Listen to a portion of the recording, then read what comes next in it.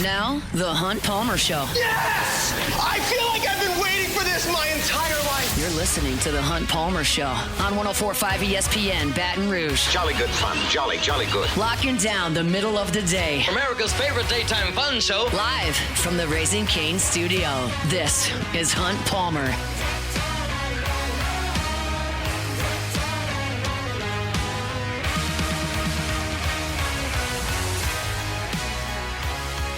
Hour two.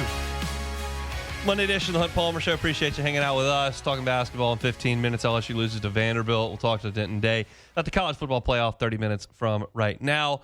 But we'll go back to the transfer portal here. LSU, very active. Have added 3 offensive players in the last 24 hours. And also, during that time, some former LSU Tigers made their announcements as to where they're going to be headed. 2 of them headed back to the Southeastern Conference. Cohen Eccles, one-time committed to Texas A&M. He's from Katy, Texas, just south of College Station there around Houston. And he is going to head back to Texas A&M to play for Mike Elko and the Aggies. Ahmad Bro is headed to Kentucky.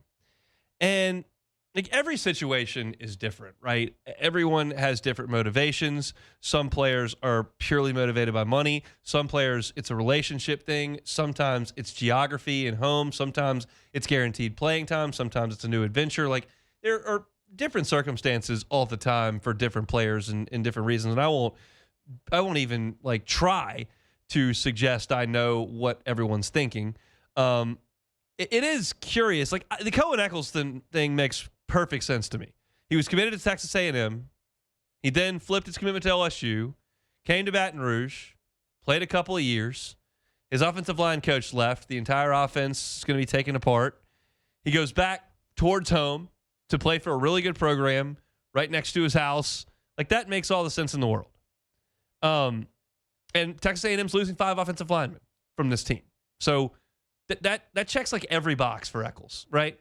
I get it. The Bro one is interesting.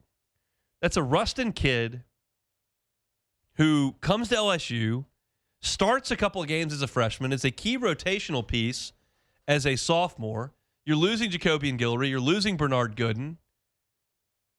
I realize Kyle Williams moves on, but you bring in a really accomplished defensive line coach. Your defensive coordinator is still there.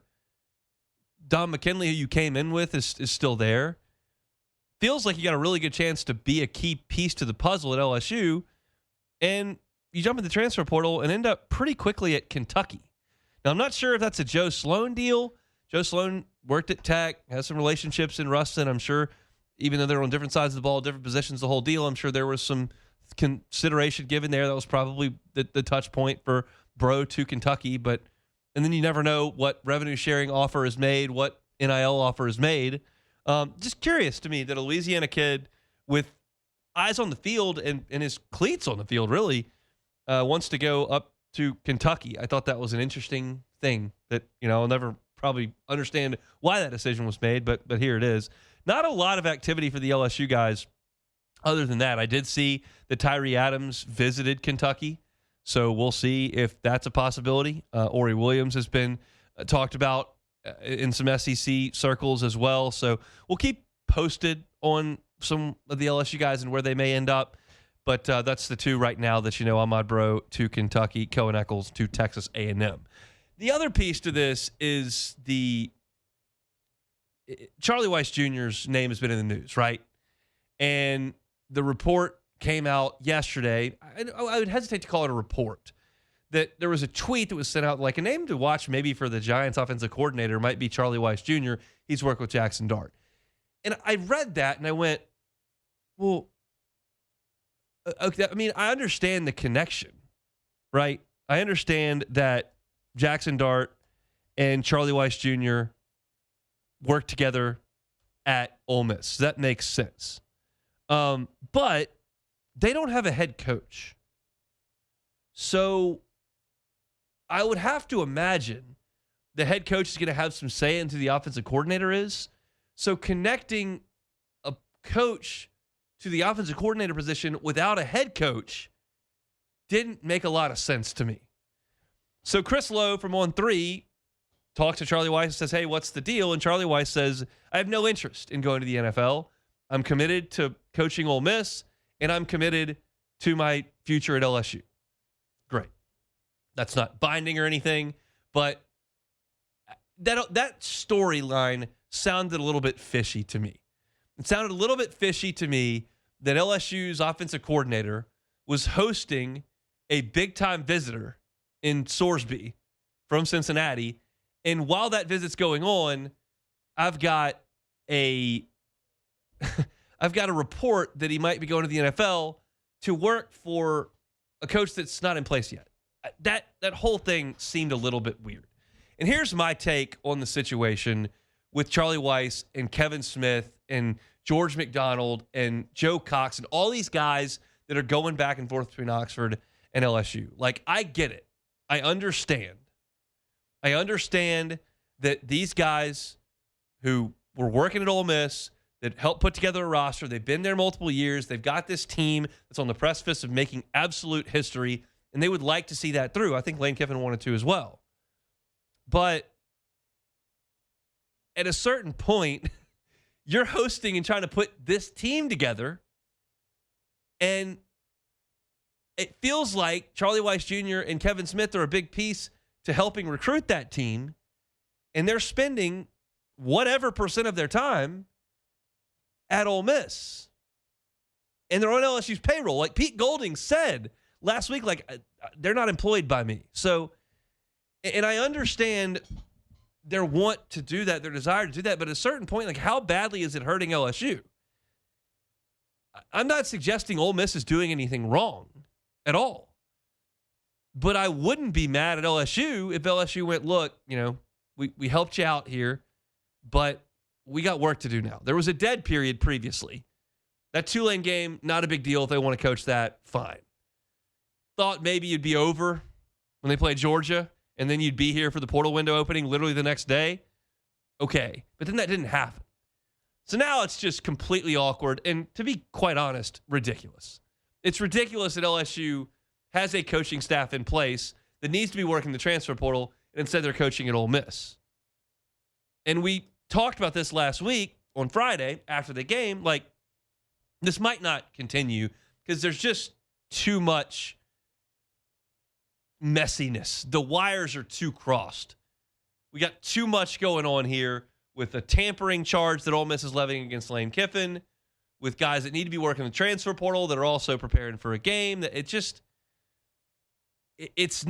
it's ridiculous is what it is. And the fact that this is where we are as a sport, that the calendar is this mangled, that you've got to have this wild situation is crazy. Like, it didn't hurt much of anything that John Summerall coached Tulane one more time. They were never going to win that game. He was always going to be in Gainesville, ready to go before the portal. Like, that was never going to be an issue. But this is an issue. And I get why Ole Miss wants him there. I get why LSU should want him here. And honestly, like, weirdly, because I was never sympathetic really to Lane Kiffin about the departure from Ole Miss. Like, he wanted to take the LSU job, good, then go. You don't stick around and coach the playoff, you go take the LSU job, fine. I think that when I assess this, he could tell them, get your butts back here. Get to Baton Rouge. That's done. Sorry. He could tell them that. And he hasn't. And you could look at that and go, well, he's getting this huge bonus every time they win. Like, of course he wants them to go win. But also, like, he also wants to recreate what he did in Oxford in Baton Rouge and get to the playoff and have a chance to win a national championship. He needs players to do that. And it helps to have a recruiting staff there to make that happen. And some of those guys are splitting time between Ole Miss and Baton Rouge. So I think, like, there's a side of it that Kiffin's, like, doing more than he has to for Ole Miss. And no one in Oxford would ever reach and get to that conclusion. But he could tell him to stop. Pete Golding said that. I don't know what those conversations are like between Lane Kiffin and those 7 assistants, but if it was me, I'd probably be telling him, like, guys, I think I need y'all to come back and work the portal here. We've got a lot going on. We got guys leaving. We got guys visiting. We got guys signing. We got to evaluate other guys. Guys are going in the portal. Like, we need you here. And I also don't know how much work they're doing on LSU's behalf and how much work they're doing on Ole Miss's behalf, but LSU's footing the bill for it. So at a certain point, you feel like it probably needs to break LSU's way. Maybe it's over on Thursday. Maybe it's not. But goodness gracious, is this a messy situation that these two football programs have put themselves in. Wild, wild stuff. All right, still plenty to do here on this Monday edition of the Hunt Palmer Show. We're going to have Denton Day coming up here in about 20 minutes talking about the college football playoff. We'll ask him what he thinks about this Ole Miss team and whether or not they can get to the final and maybe win the whole thing. We'll see. Come back and talk LSU basketball. Tigers lose to Vanderbilt without their point guard. What does that mean for Tuesday? What does that mean back on Saturday? We'll do that next. The Hunt Palmer Show. And every year we promise ourselves we're going to get in shape, right? It's January, New Year's resolution, going to get to the gym, going to get in shape, right? And then every year February rolls around and the gym's empty. Well, Ochsner wants to make sure that doesn't happen for you this year. The secret is keeping your resolutions doable, not daunting. So start small. Build momentum, stay consistent, do things you know you can do. Set specific goals. I'm going to run a 5K. Going to add a couple pounds of muscles. Make those stated goals.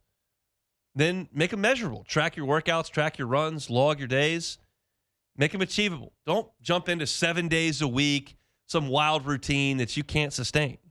Just make things realistic. Choose goals that work with your lifestyle. Give yourself a time frame and understand that small wins matter. Small wins absolutely matter. That's what Ochsner wants to help you with this year with their kickstart for 2026.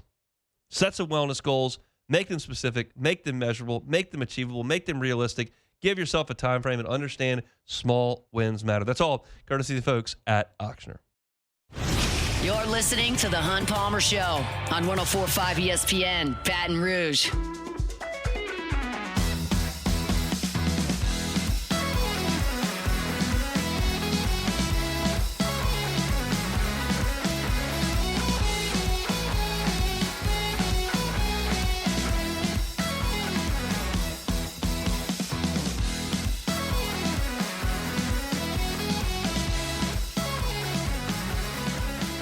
All right. Got news on Friday with the SEC's availability report that Dedan Thomas Jr. would not be available for LSU at Texas A&M. And that is just a gut punch. LSU needs Dedan Thomas. He is the point guard. He is the conductor to this train. He creates the shots. He scores a lot. He's the missing piece to what Matt McMahon has been looking for 3 years. And it was a terrible, terrible time for him to miss a game because this was a road game against a team that you can beat. But you need your point guard because Texas A&M plays a frantic style. They full court press most of the game. They're high flying, high scoring. And you need your guy out there to handle the ball, to dictate the pace, to not turn it over, and to run the show and to score enough to handle A&M. And so you didn't have him in this game, and you go to Jalen Reese as the freshman point guard, and he's got to run the show. And I thought in the first half, and really for the first 30 minutes of the game, Jalen Reese played really well. I mean, his final stat line had 7 assists, and he made a couple field goals. He's never going to be a great shoot. Well, he's not a great shooter right now. Not going to be asked to shoot a lot. But he created shots for his teammates. He hit Nwoko on a couple of pick and rolls, a couple of really nice pocket bounce passes, a great lob over the top to Nwoko as well. He really did a pretty good job. And then you got to crunch time, and you had a chance late, and you got 2 turnovers in the backcourt from your freshman point guard that really cost you. And you went from being tied to down by 3 without ever crossing midcourt. You had 2 turnovers. They got to the free throw line a couple times and ended up getting 3 points out of it. And that's not stunning that he turned the ball over a couple times late. He finished with 3 turnovers. You had 16 turnovers as a team. LSU has not turned the ball over that much this year. And I think a lot of that's due to not having Dedan Thomas. Credit LSU and credit Matt McMahon. You fell behind early in this game, and you scratched out and got a lead late in the first half, and then you gave up 2 quick threes to to take a 3-point lead to a 3-point deficit at the half. But then you fell behind again by 10 in the second half, ripped off an 8-0 run, got back in the game, took a lead late, but couldn't hold on to it. And that was because Nwoku and McKinnon were really, really good offensively for you. Nwoku, 7 of 10 from the floor and 7 of 10 from the free throw line, gives you 21 points, but he got in foul trouble and I thought made what I deemed to be a pretty critical error. He had 4 fouls late in the game, under a minute to go. A&M gets the ball, and he essentially olays the guy backing him down and allows AG to just get right to the rim for the layup so he doesn't foul out. Well, at that point, you can't let him have 2 points. You've got to play defense. If you foul out, you foul out, but you've got to play defense. And he kind of got out of the way and allowed AG to get an easy basket there to add to Texas A&M's lead. But Nwoku was great. I knew that he was going to have to play more minutes than he generally does. He's usually right about 20, 22 minutes. He played 26 minutes in this game and was awesome. McKinnon did a great job, hit 4 of 9 threes, was 7 of 18 from the floor, but did dish out 5 assists in this game as a creator opposite Thomas. So between Reese and McKinnon, your 2 backcourt guys, they had 12 assists in this game. Like that's good basketball that those 2 guys played for the majority of the game. You just made a couple of mistakes late. I knew that LSU was going to need Texas A&M to struggle from the 3-point line. Texas A&M takes a ton of threes. They make a ton of threes. When they're in that building at home, they get going. It's frantic, and they can really hurt you with the 3-point shot. And they didn't for the majority of this game. They were 8 of 28. They shot just 29% from 3-point land. You look at the second half, they were just 4 of 12 from 3-point range. LSU, where they lost this game in part, was you had an edge with your size. With Nwoku, with Markel Sutton, with Robert Miller, with Tamba. Like, you had an advantage over an A&M team that's a little bit smaller. And you got beat on the glass by 8, and you tied in points in the paint. You allowed Texas A&M, a much smaller team, to get to be your equal with points in the paint. So, to me, this is a disappointing loss. Not disheartening, because I think if you have De'Don Thomas, there's a really good chance you win this game. And I think LSU at full strength is a middle-of-the-pack SEC team like Texas A&M that should be contending for the tournament. But still, you don't get any credit because you only lost by 3 and your point guard didn't play. Like, you don't get credit for that. You just lose the game. It's a zero-sum game. And now it sets up a game on Tuesday night at home against South Carolina that y'all know I hate the term must win, right? I hate it. Hate the term. So overused. And it's not a must win. It's not. It's not a must win. But if you look at LSU's schedule, you realize right now that they're 0-1 and that they've got a really mediocre South Carolina team coming in. If you lose that game and go to 0-2, all of a sudden it starts to look very, very daunting, because I don't like your chances the following week. The following week, you've got to play at Vanderbilt, who's number 11 in the country, and then you got to play Kentucky at home. And Kentucky is super talented. I think they spent like $13 million on this roster. Then you got Missouri, who's playing good basketball right now. Then you're at Florida and at Arkansas, who are both really good. And it could snowball on you. And you can't have it snowball. So I told you on Friday of last week, you really have to get one of these. And they had a chance to get this one. You were tied and had a lead under 5 minutes, under 4 minutes, under 3 minutes in this game in Reed Arena, even without your point guard. And you come up 3 points short. You can't come up short against South Carolina. It doesn't sound like De'Don Thomas is going to play tomorrow. There are not any specifics on this injury, but the tea leaves are suggesting he's probably going to miss the game, and we'll see at Vanderbilt. Maybe comes back next Wednesday against Kentucky. But you can't be 0-3 when that happens, welcoming Kentucky in with road trips to Florida and Arkansas coming up quickly. There's just there are not enough wins there. I don't think any less of LSU's team after Saturday. I don't at all. I think LSU's got a good team. That was impressive to hang in there the way they did. I think they're pretty good. But it doesn't matter if you're pretty good. What matters is how many games you win in the league. What matters is what your net says. What matters is what your quad one record is. And you took a step back on Saturday. Not debilitating, not demoralizing, just disheartening because you had a chance to win that game and couldn't quite get it done. So it's the worst guy they could have lost. The worst guy they could have lost. And there are still very manageable games coming on this schedule. Home game with Mississippi State, road game at South Carolina, home game against Georgia, road game against Texas, road game against Ole Miss, Oklahoma, Auburn, A&M. These are the end of your schedule. Your last 4 games are very winnable. Really, 5 of your last 6 games are really winnable. But you have to get there with something on the line.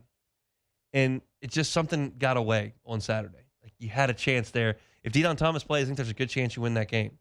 He didn't, and you didn't. So we'll see. I'm going to keep talking about these Tigers, and hopefully they rebound tomorrow. Home game against South Carolina, 6 o'clock tip. It'll be on ESPNU. I'm looking at ESPN.com right now. It says tickets as low as $5. So jump in there. Go see the Tigers play in the PMAC tomorrow, 6 o'clock against South Carolina. Got to get on the winning side of things in that game. Lost by 3 at Texas A&M. Tigers now 12-2 on the season. Let's switch back to the college football playoff. Denton Day next. The Hunt Palmer Show. Highland Insurance Group, HighlandIG.com is that website. Benefits, employee benefits. The Highland Insurance Group can help you out with that. Jonathan Carver and his team would love to do it. I talked to him back in early December. He said, look, there's one carrier on the benefits side that's really gouging rates, and we're getting calls about it. People want another opinion, and we're happy to help them with that. So let them know. So if you're looking to renew your benefits as a business, you're looking to renew your health insurance, and you're looking at that renewal going, that's untenable. These increases have got to stop. It's just killing our bottom line. Well, talk to the Highland Insurance Group. They're an independent broker. They've got access to dozens of carriers. They can help you get a second set of eyes and get a second option when it comes to employee group benefits. It's the Highland Insurance Group. They're here in Baton Rouge, can help you out statewide. Check them out online, HighlandIG.com. You're listening to The Hunt Palmer Show on 104.5 ESPN, Baton Rouge.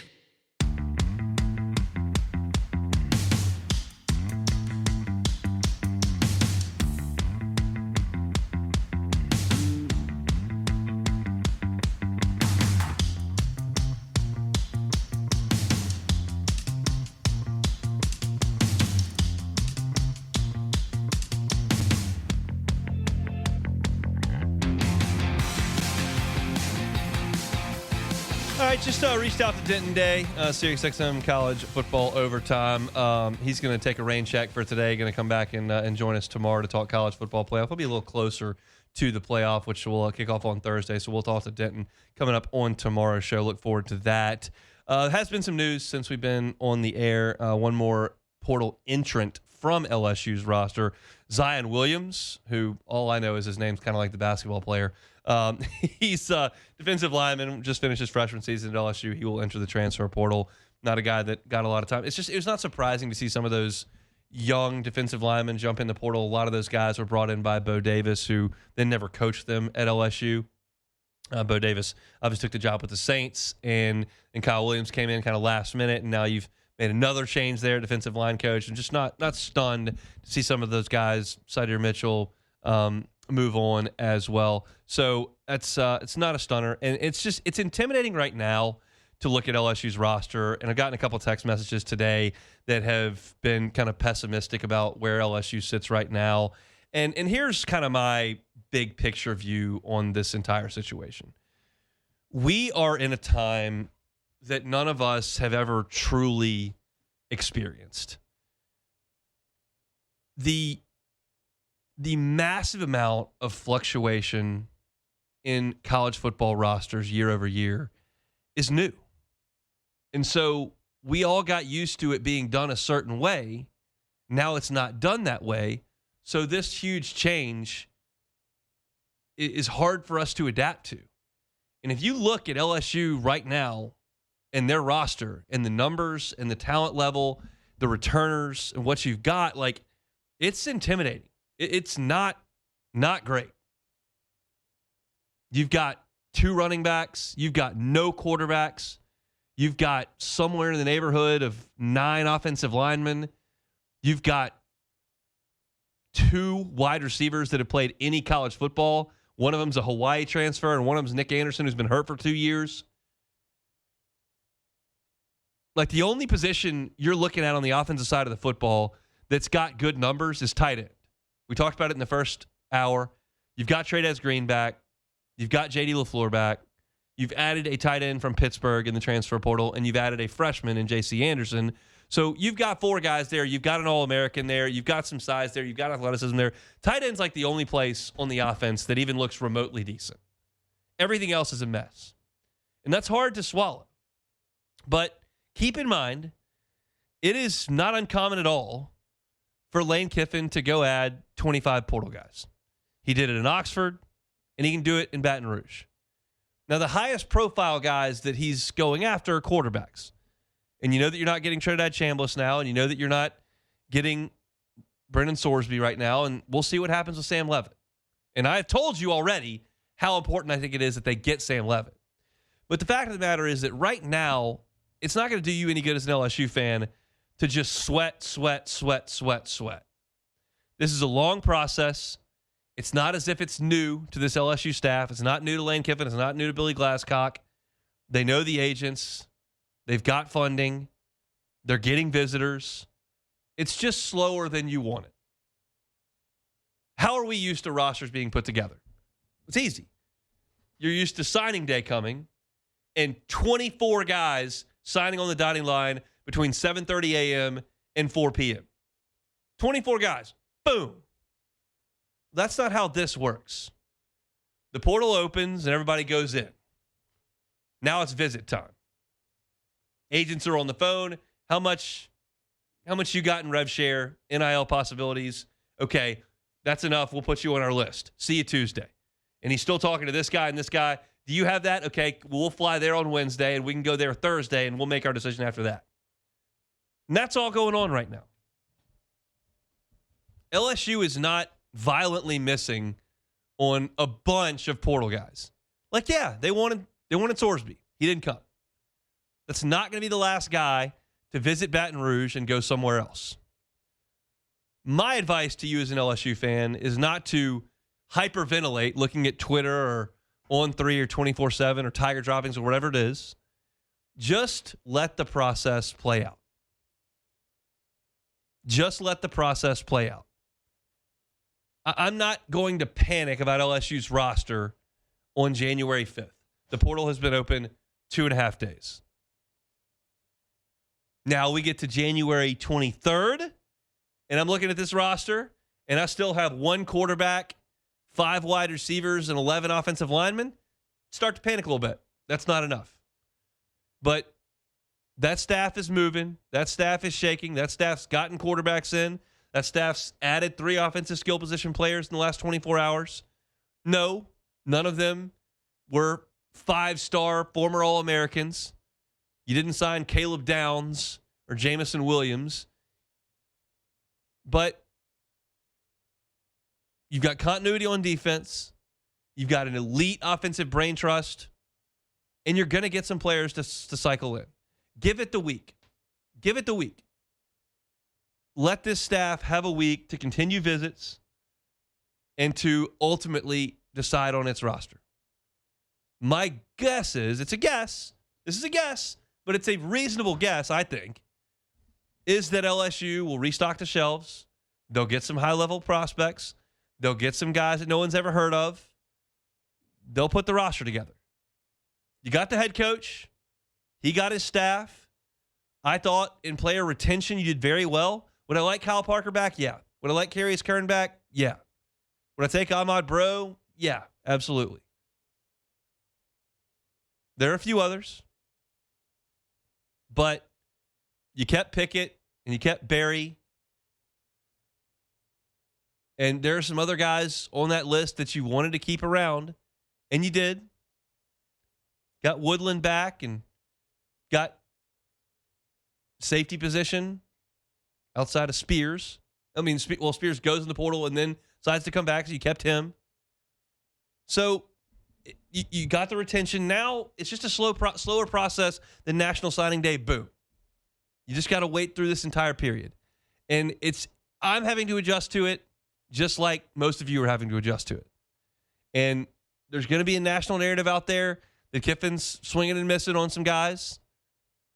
That's largely coming from Athens, where they're still upset. Sorry, not Athens. They're upset in Athens, too. Largely in Oxford, where they're upset. But Levitt's a key piece. If you get Levitt in the boat in the next 48 hours, continue to work out that offense, I think you start to move in the right direction. And I also think that if you can get Levitt in, if you can make sure he doesn't get on the plane, whenever that's scheduled to happen, without committing, make sure he commits while he's in Baton Rouge. All of a sudden, that opens up wide receivers' eyes. That opens up running backs' eyes. That opens up offensive linemen eyes. Maybe defensive players. They see, okay, they got that guy that went to the playoff. That seems pretty good. What kind of money you got? Okay, that's good. Okay, this is good. But if you don't add Levitt and you don't have a quarterback, that all of a sudden is a tougher sell. It's just tougher to get guys on board. So it's slow. I get it. People are frustrated and flustered, and you want it to be quicker, and you want LSU to take that Lane Kiffin hire and just rocket ship to the top of the league. That's a tall ask. Tall ask. But you can make some hay this week, and that's what I'm counting on to this point. You've added 3, got a lot of exits, got to find another entrant here or 2 in the next couple of days, and you've got to ultimately find 30 of them, just about, which is daunting. But this is a staff that knows what they're doing. I talked about this on Friday. Like having a coaching staff responsible for negotiating with 105 guys over the course of 2 weeks is a bit much, but I guess that's why they get paid a ton of money. Make that happen. So we'll take a time out a little bit earlier than normal, and we'll surf the web, see if there are any happenings on the recruiting pitch transfer portal site, and then we'll close out our Monday edition here at the Hunt Palmer Show. The Hunt Palmer Show. Swing Easy Golf Club in Baton Rouge, swingeasygcbr.com. Swing into the new year over at Swing Easy Golf Club in Baton Rouge. I love playing on the golf simulator. I really do. Probably a lot of you out there that play some golf but have never played on the simulator. Well, how realistic is it? It's pretty damn realistic. Is it perfect? Is it a carbon copy of golf? No. Is it fun, entertaining, useful? Yes, it is. The technology was so accurate when I was there at Swing Easy Golf Club, hitting all those shots, trying to make that hole-in-one challenge. It knew when I put enough spin on the ball to spin it back on the green. It knew when I didn't, and it would roll out. It knows when you get it out there on the toe and hook it. When you cut inside and cross it, slice it. You're looking to work on your game or looking to have some fun playing on the golf simulator. Swing Easy Golf Club in Baton Rouge can help you out with that. Play Pebble Beach. Play TPC Sawgrass. Play TPC Louisiana. Play Bethpage Black. Pay one of the most famous courses in the world right there on a golf simulator and do it in an hour's time. It'll take 5 hours to play around the golf at Swing Easy. Go by and see him. Segan at Perkins. Segan at Perkins. The Swing Easy Golf Club. Online, swingeasygcbr.com. You're listening to The Hunt Palmer Show on 104.5 ESPN, Baton Rouge.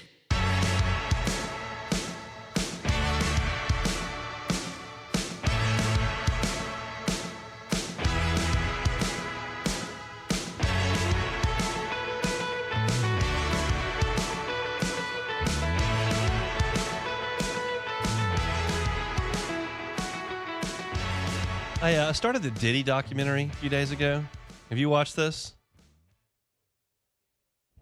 Yes, I have. Unfortunately, yes, I only watched the first episode, so not a lot of meat on the bone just yet here. But doesn't seem to be trending in a very positive situation. One could say, yeah. I'm going to say, there's various ways to look at it. One could say it's definitely not trending in the right direction. Okay. I guess I'm gonna finish it. I mean, I will say this, Hunt. I finished it. It's very well put together. Okay. Like 50 Cent did a really good job of not only portraying Diddy in this light, but also like getting people close to him. That's where I feel like it does a really good job because it actually has people that worked with him in the documentary. So you can't be like, oh, these people was actually with him. And like, not to go way off the deep end on this, but we got a few minutes. Like, I watched the Jeffrey Epstein documentary just like 3-4 weeks ago as well. The Netflix one? It really does blow my mind. It doesn't blow my mind that there are people that are evil that do very bad things. Yeah. But like the people that let them get away with that and facilitate that. The woman that was like Jeffrey Epstein's right-hand woman that was recruiting all these kids. Yeah. How do you become that person? Yeah. I mean, it makes it even more sick, the fact that it was going, like, I'm pretty sure, like, if I'm not mistaken, they caught him and then did nothing, and he just got right back to it. Just right back at it. Got right back to it. So she's just out there re-recruiting them. Come on in. Come on. Yeah. Give some massages. Great. I mean, no, don't do that. What it shows you, though, it truly does show you that once you accumulate enough money and wealth, you can do anything in this country. You could literally do anything. It's a tough scene out there. Very tough. Not very good at all. All right, to recap the show today, news of the day. Sam Levitt in Baton Rouge at 1 o'clock is the word. So he would be in the very, very early stages of his discussions here in Baton Rouge. No clue if this is like a full-on recruiting pitch or if this is more of like a Joe Burrow comes in, let me sit down, watch tape, talk to me a little bit. Okay, that's fine. Are they doing the photo shoot this time around? Are they doing the who knows? I did see it's multiple days. Okay. So he's going to be here a couple of days. All right. Well, so we'll see how that all shakes out. We'll certainly talk about it. But I mentioned at the top of the show how important I think this is for LSU, and I also touched on it there at the in the last segment. LSU has added 3 transfers into this class. They got a receiver from Hawaii, Jackson Harris. They got a running back from Utah, my name is Racine Guillory. And they also got a tight end from Pittsburgh in this class. Not the biggest name additions, but you got to get dudes on the offensive side of the ball because you were significantly short on numbers. So that's the news of the day to this point. Also, earlier today, Trinidad Chambliss agrees to his terms with Ole Miss, depending on whether or not he can get clearance for a waiver. I read more about the appeal that he gave, and they're arguing that he had to sit out a year with respiratory issues caused by enlarged tonsils. What? That's the claim. So we'll see how that goes. Like, it's a huge financial thing for Trinidad Chambliss. You're talking about making $4 million if you can come back and play at Ole Miss, which is roughly what a third-round pick in the NFL draft makes. But you never know. It's like a 50-50 split on these cases with these appeals for an extra year of eligibility. They're talking about medical records that exist wherever he was in Ferris State. I don't know why it takes so long. I feel like if you gave me the rules and the case, I could probably come up with something in a couple of hours. I realize that Trinidad Chambliss is not the only case that they're hearing, and that can take some time as well, but it just feels like this drags out so long, and it's putting really LSU and Ole Miss behind the 8 ball because they can't wait. You've got to go get a quarterback. And Ole Miss to this point has not. They're kind of putting their eggs in that basket. You're going to lose Austin Jackson, who's going to go probably to Missouri. And then, like, if Chambliss doesn't get that extra year, like, I don't know exactly where Ole Miss turns from there, but you're kind of holding them hostage. Well, you need answers. And right now we just don't have one. So the thought is, and Ross wrote this in his piece over at Yahoo, which, by the way, Ross, National Sports Writer of the Year. Congratulations to him for that awesome honor. But it just seems like you got to get some clarity on this time in the calendar. You want to drag your feet in November on it? Fine. When it gets to January, you need a call. Somebody's got to make a call. So we'll see how that goes. But LSU not going to get him. And then we'll see about Kejuan Lacey. There are rumblings that Lacey will be back in Oxford next year. I think we'll just kind of have to see how that all shakes out. Kevin Smith will be LSU's running backs coach. Apparently he went back to Oxford yesterday as they prepare for Miami. It's just it's musical chairs on the plane at this point to see where you are and what you're doing in those spots. I talked about it earlier this hour. Like, I'd like LSU's coaches to come coach LSU now, but not the case at this point. They're still ping-ponging back and forth. Take it or leave it? Yeah, let's get it. Take it or leave it. Take it or leave it. Presented to you by Flight by Yingling, the next generation of light beer, crafted by America's oldest brewery. Today's hottest stories in sports, news, and sometimes even Hunt's life. The question is, will he take them or leave them? Flight by Yingling, next generation of light beer. Looking to try some different beers in this new year? Hey, Flight by Yingling, great option for you if you haven't had it. Looking for a light beer? It is that, 95 calories, 2.6 carbs, but it packs that flavor you're looking for in a crisp, refreshing beer. So next time you're stopping by to pick up a 6-pack, pick up a 12-pack, Light by Yuengling, next generation of light beer.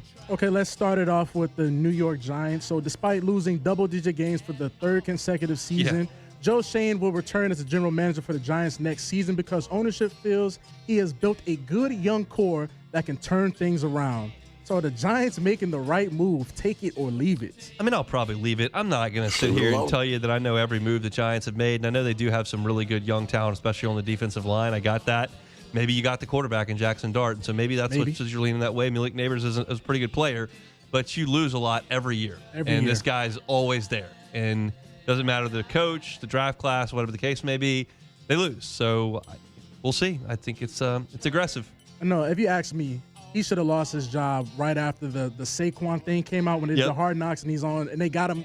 Oh, if Saquon goes to the Eagles, I'm gonna be hurt, and he ended up going to the Eagles and set records. And won a championship. Won the Super Bowl. Yeah, so that right there, he should have got up out of there. All right, so the Ravens missed the game-winning field goal last night versus the Steelers, and it was shown pregame that a priest was blessing the end zone with holy water, the same end zone the Ravens missed the game-winning field goal in. So did the Lord send the Steelers to the playoffs? Take it or leave it. I'll leave it. I don't know that he had everything to do with it, but hey, whatever you need to do to try to win the game, you do it. You need to put some holy water in that end zone, make it happen. I'm all for it. You need to win the game, you pull out all the stops, but that's disheartening. The Ravens had about a decade where they made every kick. Oh yeah. And now not, and Lamar's face, and then the post-game press conference. Oh man, that's a tough scene for him. I'm so upset that you felt like in the middle of Burrow's prime, like you're looking Chiefs, you're looking Ravens. Those are two of the teams you absolutely have to hurdle. And they were bad this year and didn't make the playoffs, and the Bengals were even worse because Burrow got hurt. So that's a bummer. And also the Steelers, again, go 9-8. Yes, that's what Tomlin's going to do. And squeeze into the playoffs just to get bounced in the first round. It's like we didn't see this movie plenty of times. So you already spoke about the contract being a third rookie, whatever contract. So the Texas Tech new quarterback, Brendan Sorsby, will earn more than $5 million in his one season at Texas Tech. Shedeur Sanders' entire 4-year rookie contract is valued at $4.6 million. So $5 million for 1 year, $4.6 for 4 years in the NFL. Has NIL gotten out of hand? Take it or leave it. I'll definitely take that. Now, the question I would have, and I just simply don't have an answer. I don't know. But how is Texas Tech justifying paying him $5 million through the clearinghouse? Like, what added value is he bringing to a brand to warrant that? I know that they've got him lit up in Times Square today. Yeah, I've seen it. But I don't know who's involved in that or what it's promoting or what the case may be. I know that Texas Tech has $5 million. I don't have any issue with that. I got it. But, like, if the clearinghouse is going to determine, yes, he is worth that $5 million, I need to know, like, in what way. I've said this a few times, and I mean it, so I say it again. It's hard to analyze something you don't fully grasp or have all the information on. Yeah. I don't know what the agreement is and what the clearinghouse sees and how they clear it. I don't have any problem on its face with Brendan Sorsby getting $5 million. But if these are the rules and I'm in charge of like shaping an opinion based on what the rules are and analyzing the sport based on what the rules are, like I don't know what he is doing to warrant $5 million other than playing football, which is not supposed to be the way it works. So I don't know. So if I had to ask you this real quick, do you feel that once you give a quarterback like this $5 million, is national championship a bust, like immediately? I mean, at Texas Tech, you're telling me they win the Big 12, get a bye, win 2 playoff games, and then lose in the title that they've failed. Like, that's tough for me to see. But what you had there was a perfect storm for Sorsby. You had a team on the come with a very rich donor base that just went to the bowl game and got shut out. So now you become the guy, and they're not going to say no to that. So there you are. So that's it for Take It or Leave It. That's it for Take It or Leave It here on this Monday. Full week for us here on 104.5 ESPN Baton Rouge. I want to remind you 2 things. One, we're writing every transfer portal edition at LouisianaSports.net, and I will have a portal profile on every person that LSU adds to its roster, kind of describing the type of player and the fit that they are. It's all free over at LouisianaSports.net. Also, if you want information if and when news breaks, if Sam Leavitt commits to LSU or whatever the case may be, and we write a story, we also push those out on the 104.5 ESPN app. So we don't, it's not something we do 5 times a day. We do it when breaking news happens. If you want access to that breaking news when it happens to get it sent directly to your phone, just download the 104.5 ESPN app and then enable notifications, and we will send you those notifications when breaking news does happen. So that's my LouisianaSports.net spiel for you. If you missed any of the show today, catch it on demand. Hunt on Saints, all our Saints stuff. Hunt on LSU, all our LSU stuff. We'll be grinding through what's going to be a very, very busy week. Matt's back. He's going to drive you home next on After Further Review. We'll see you tomorrow for a Tuesday edition of The Hunt Palmer Show. The Hunt Palmer Show.